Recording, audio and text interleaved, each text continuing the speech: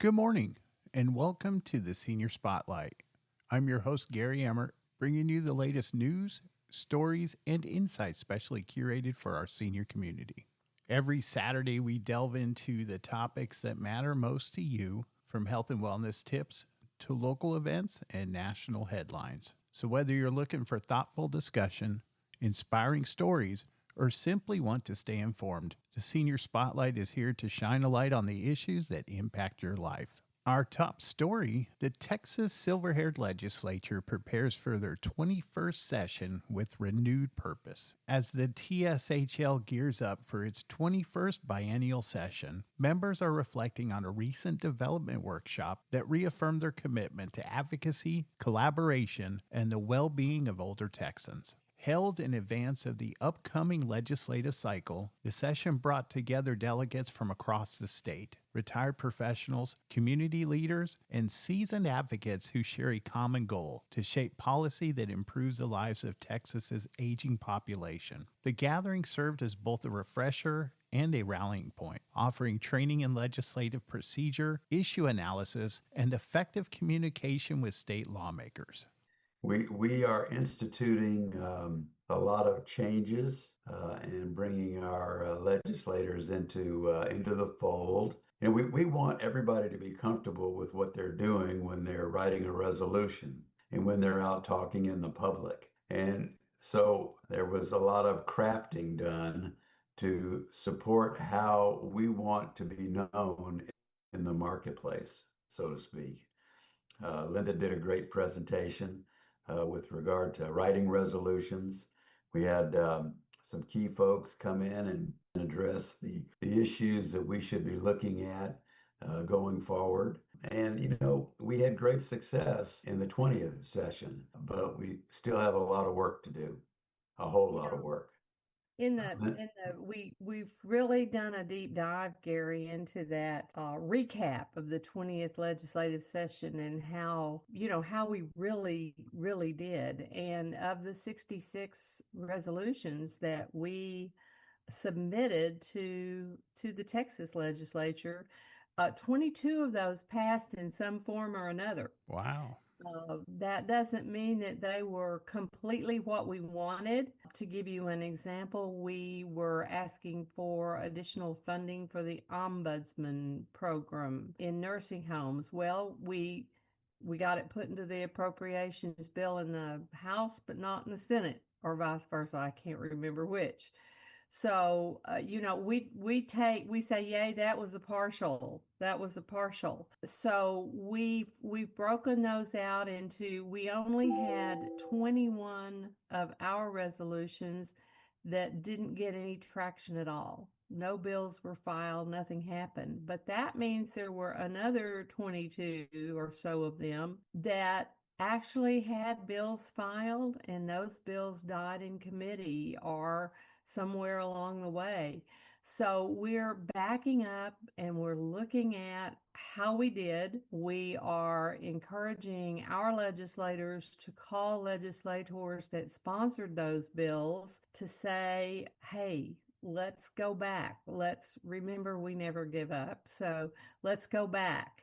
And our committees, our legislative issues committees, are really pretty deeply diving into that right now. And so we're very excited that some of those that didn't make it will be right back there fighting for. And then we have some new ones that people are bringing forward. One interesting one that I don't know where it will go, but we have learned that there are people living in assisted living and even in nursing home facilities with elevators that don't work and they can't get them repaired. So we're trying to figure out what kinds of regulations are missing. Where is that gap? What can we do to resolve that issue? And it's taking us down some really important little trails, but we'll see what comes of it.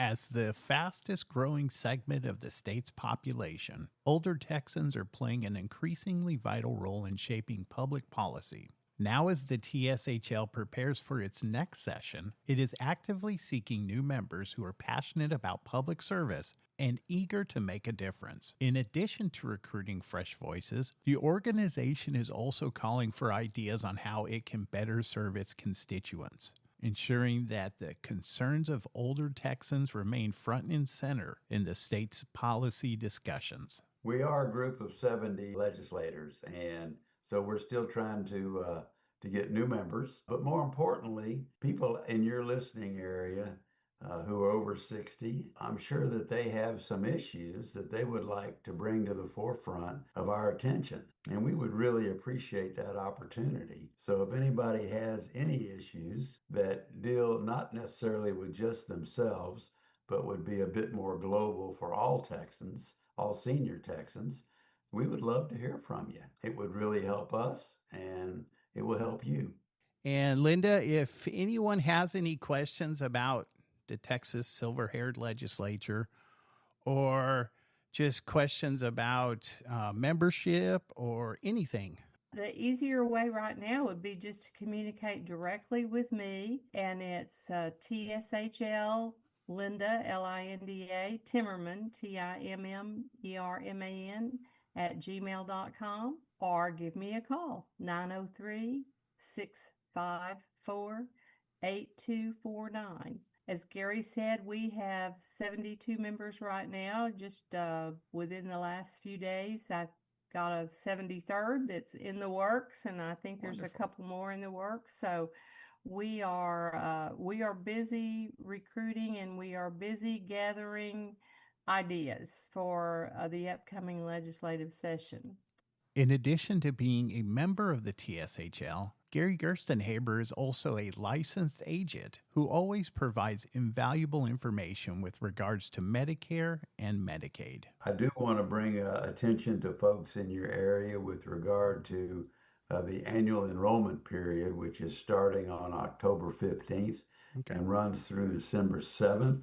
That's a time where people can change their Medicare Advantage plans if they choose, and also for folks that have standalone prescription drug plans, that's an opportunity to change or review their plans for 2026. There's a lot of disruption in the market. There's a lot of plans that are closing. There's a lot of changes, so people should be well aware. They'll be receiving an annual notice of change in the mail. I would encourage them to read that carefully so that they don't have any surprises in 2026. One more time for our listeners, what's your phone number if anyone has any questions, Gary? It's 512-791-4000. Wonderful. Aging well means staying healthy, active, and independent. To age well, we need to take care of our bones. 10 million Americans have osteoporosis, a hereditary disease that makes bones weak and more likely to break. Thankfully, we can all take simple steps to improve our bone health at any age. Eat a healthy diet that is rich in calcium and vitamin D. Get regular weight-bearing exercise, which means on our feet. Get bone health tips at pathtogoodbonehealth.org. Belton, Texas is gearing up for one of its most anticipated community events, the 15th annual Bell County Senior Expo, set to take place on Tuesday, March 17th from 8 a.m. to 1 p.m. at the Bell County Expo Center. This year's expo will feature 250 booths offering services, products, and information tailored to seniors and caregivers. Attendees can explore everything from healthcare and housing options to legal assistance and wellness programs. The event also boasts $10,000 worth of door prizes and over $1,200 in gift cards, making it not only informative, but exciting and rewarding. For more information, call 512-540-6875 or follow Favorite Sales Girl and Bell County Senior Expo on Facebook. There's lots of excitement at the Lions Club Park Senior Center in Killeen this week. On Monday, September 15th, Amy Sargent will be on hand to discuss annual enrollment at 9:30 a.m. Bingo Size with Brittany begins at 10 a.m. On Wednesday, September 17th, karaoke is at 10:30 a.m. And on Thursday, September 18th, there's a fall resource fair at 9 a.m. Brittany's back again with Bingo Size at 10 a.m. and a Senior Citizens Advisory Board meeting begins at 3:30. And finally, on Friday, September 19th, Texas A&M will be on hand to offer a hypertension class which begins at 10 a.m. For more information, you can visit the Lions Club Park Senior Center website at killeentexas.gov/seniors or call them at 254-501-6399. The Harker Heights Senior Recreation Program is located at 307 Miller's Crossing, and their phone number is 254-953-8683. A few programs of interest there include chess and checkers, which is offered every Monday in the month of September from 9 a.m. to 12 p.m., and a new Bible study program, which is offered every Thursday, also from 9 a.m. to 12 p.m., once again located at the Harker Heights Recreation Center, located at 307 Miller's Crossing. In Belton, the Senior Activity Center, which is located at 842 Mitchell Street, is hosting a dance on Thursday, September 18th at 6:30 p.m., featuring the Good Old Boys. Cost for admission is $5, and for more information, visit their website at beltonseniorcenter.org or give them a call at 254-939-1170.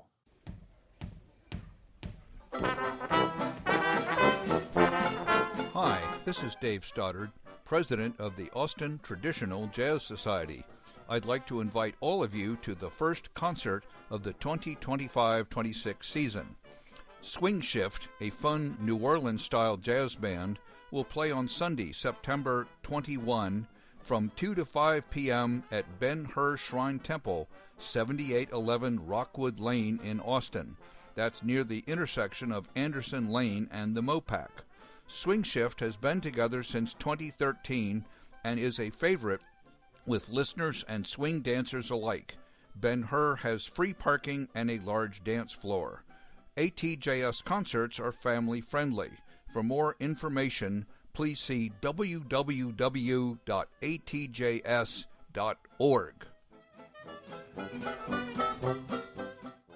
And finally, as Hispanic Heritage Month approaches, the spirit of celebration and remembrance echoes across Texas, where centuries of Hispanic influence have shaped the land, the architecture, and the culture. One of the most striking examples of this legacy lies in the historic river town of Roma, nestled along the Rio Grande. Designated a National Historic Landmark in 1993, the Roma Historic District is a treasure trove of Spanish colonial architecture. The Manuel Guerra residence and mercantile stands as proud reminders of the town's vibrant past, surrounded by a plaza that has witnessed over 2 centuries of borderland heritage. From the intricate stonework to the timeless facades, Roma offers a glimpse into the architectural and cultural traditions that have endured through generations. Beginning on September 15th, Hispanic Heritage Month honors the independence movements that reshaped Latin America, which includes the pivotal Grito de Dolores in 1810, when Father Miguel Hidalgo rallied for Mexico's freedom. At that time, Texas was still under Spanish rule, making this moment a shared chapter in the region's history. Texas is rich with Hispanic heritage sites, from historic missions and colonial plazas to vibrant neighborhoods and family-run businesses. Each location tells a story of resilience, creativity, and community. Whether it's the San Antonio Missions, El Paso's Segundo Barrio, or the colorful murals of Austin's East Side, Hispanic culture is not just preserved, it's lived and it's celebrated.